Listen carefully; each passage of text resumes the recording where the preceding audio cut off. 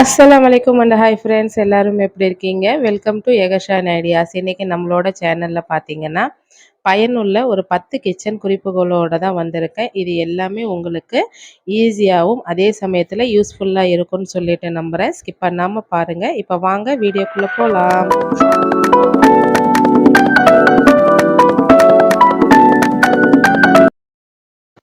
நம்ம இவ்வளோ அடுப்பல்ல திட்டெல்லாம் தொடச்சி விட்டு பாத்திரம்லாம் கழுவி நம்ம கவுண்டர் டாப்பை இவ்வளோ க்ளீனாக வச்சுருப்போம். அதுக்குள்ளே உடனே இந்த மாதிரி இவ்வளோ குப்பையை பார்க்கும்போது நம்மளுக்கு எவ்வளோ ஒரு இரிட்டேட்டாக இருக்கும். அதுக்கு இந்த மாதிரி ஒரு ட்ரேவை வச்சு நம்ம குப்பையெல்லாம் போட்டுட்டு அதுக்கப்புறம் அதை எடுத்துகிட்டு போய் டஸ்ட்பினில் போட்டுட்டோம் அப்படின்னா கவுண்டர் டாப்பும் பார்க்குறதுக்கு அழகாக இருக்கும். ட்ரை பண்ணி பாருங்கள். இப்போ நம்மளுடைய 2வது டிப் பார்க்கலாம். பால் பாக்கெட் வாங்கி வச்சாலும் சரி, இல்லை பால் பால்காரர்கிட்ட வாங்கி ரப்பர் பேண்ட்லாம் போட்டு வைக்கும்போது நம்ம அப்படியே அந்த கூல் பேட்டில் வச்சுருவோம். அது சில நேரத்தில் யூஸ் பண்ணிவிட்டு அப்படியே வச்சுட்டோம்னா, இல்லை மறந்து நம்ம டக்குன்னு வச்சு சீக்கிரமாக ஒரு தேவைக்கு இருக்கும்போது டக்குன்னு வச்சு மூடிட்டோம்னா அந்த பால் என்ன ஆகும், எடுக்கும்போது இல்லைன்னா ஃப்ரிட்ஜு திறக்கும்போது ஃப்ரிட்ஜு ஆடுறனால அந்த பால் ஃப்ரீஸில் கொட்டிடும். நம்மளுக்கு வேலை அதிகமாக வச்சிரும். இந்த மாதிரி அதுக்குன்னு ஒரு சின்ன ஒரு டப்பா மூலயமா வச்சு நம்ம யூஸ் பண்ணிக்கிட்டோம்னா தேவைன்னும் போது எடுத்து யூஸ் பண்ணிவிட்டு டக்குன்னு வச்சு ஃப்ரிட்ஜில் வச்சுக்கலாம். பார்க்குறதுக்கும் அழகாக இருக்கும். ட்ரை பண்ணி பாருங்கள். இப்போ நம்ம லெமன் சில லெமன்லாம் பார்த்திங்கன்னா ரொம்ப ஹார்டாக இருக்கும். அதில் நிறைய சாறு வராது. அதுக்கு என்ன பண்ணலான்னா ஃபஸ்ட்டு லெமனை இந்த மாதிரி கீழே வச்சு உருட்டிக்கோங்க. அதுக்கப்புறம் நம்ம சாறு எடுக்கும்போது நிறைய இந்த மாதிரி லெமனில் சாறு வரும். ரொம்ப அழுத்தி புழிஞ்சிட்டோம் அப்படின்னா லெமன் அந்த இடத்துலயே உடஞ்சிரும். அதனால் லைட்டாக ரோல் பண்ணி எடுத்து புளியணும். இப்போ நம்மளுடைய 4வது டிப் பார்க்கலாம். நம்ம சாதம் வடிக்கும் போது இந்த மாதிரி நுரக்கட்டி வருது பார்த்தீங்களா, அந்த நுரையில் பார்த்தீங்கன்னா அழுக்கு குப்பை மண்ணெல்லாம் இருக்கும். அதை இந்த மாதிரி கரண்டி மூலியமாக எடுத்துட்டோம் அப்படின்னா அந்த அழுக்கெல்லாம் அந்த நுரையிலேயே வந்துடும். இது ஈஸியான டிப்பு தான். இது நிறைய பேர்த்துக்கு தெரியுமான்னு தெரியல. ஃபாலோ பண்ணி பாருங்கள். அடுத்தது வெண்டைக்காய் நம்ம 1 2 இந்த மாதிரி வச்சு கட் பண்ணுறோம். இல்லையா ஒரு 4 5 வெண்டைக்காய் 10 வெண்டைக்காய் ஒட்டுக்காய் சேர்த்து ரப்பர் பேண்ட்லாம் போட்டு கட் பண்ணுறதெல்லாம் நம்ம வீடியோலலாம் பார்த்துருக்கோம்.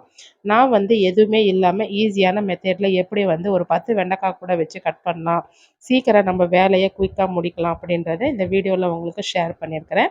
ஃபஸ்ட்டு வெண்டைக்காய் இருக்கிற இந்த மேல் காம்பையும் கீழ் காம்பையும் கட் பண்ணி எடுத்துட்டு இந்த மாதிரி லைன் பை லைனாக ஃபஸ்ட்டு ஒரு 5 4 3 2 இந்த மாதிரி ஒரு அடுக்கு மாதிரி வச்சுட்டு பின்னாடி பகுதியை நல்லா டைட்டாக பிடிச்சிக்கோங்க.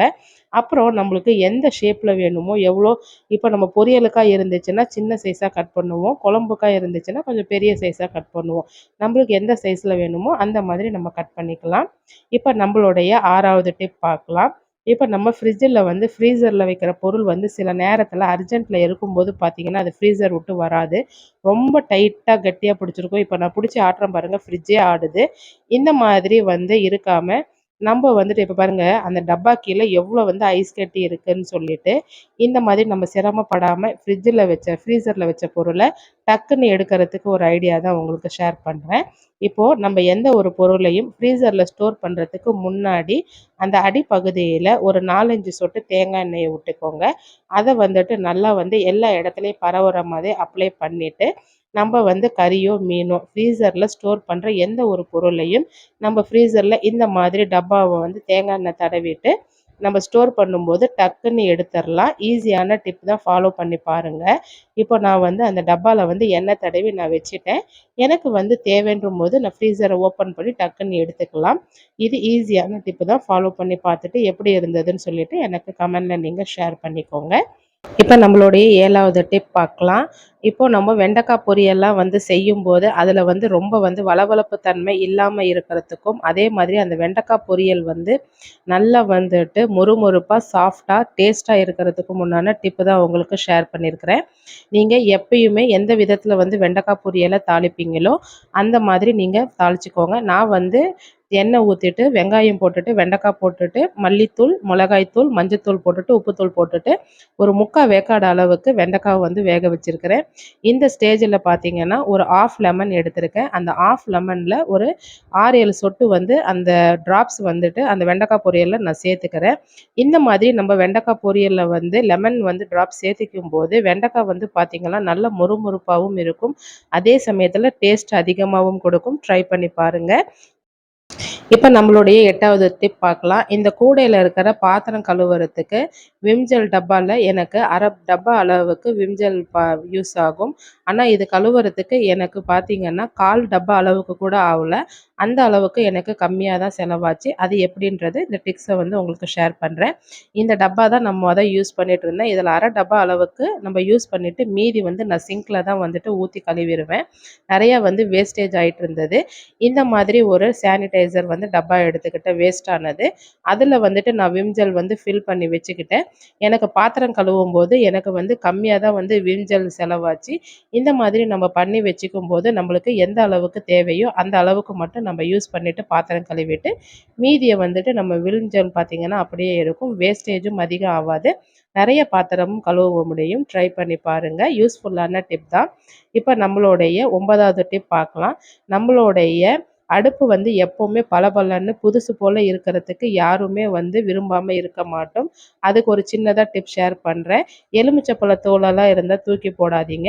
அத வந்துட்டு இந்த மாதிரி நீங்க வீட்ல யூஸ் பண்ற சோப்பு நார வச்சுட்டு அதாவது நான் விம் ஜெல் வந்து அப்ளை பண்ணியிருக்கிறேன். அதுக்கப்புறம் வந்துட்டு ஒரு ஸ்க்ரப்பு மாதிரி வந்துட்டு நம்ம வந்துட்டு அந்த லெமனோட தோல வந்து வச்சு ஃபர்ஸ்ட்டு தேய்க்கணும்.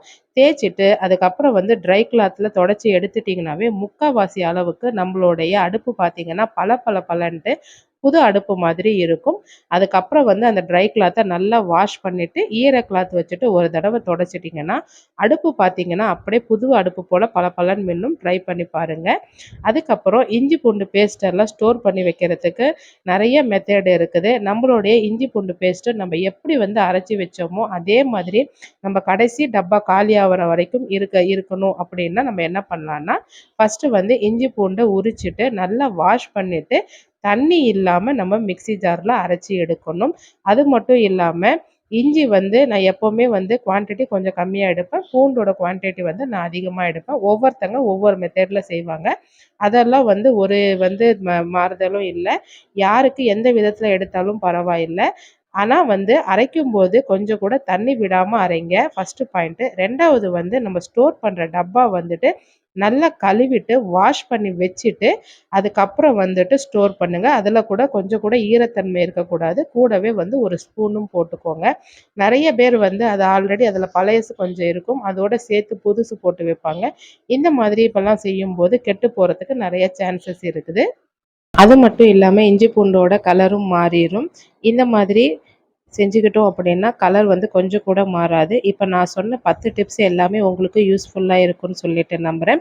வீடியோவ ஸ்கிப் பண்ணாம பார்த்ததுக்கு தேங்க்ஸ். வீடியோ புடிச்சிருந்தா சேனல சப்ஸ்கிரைப் பண்ணி சப்போர்ட் பண்ணுங்க.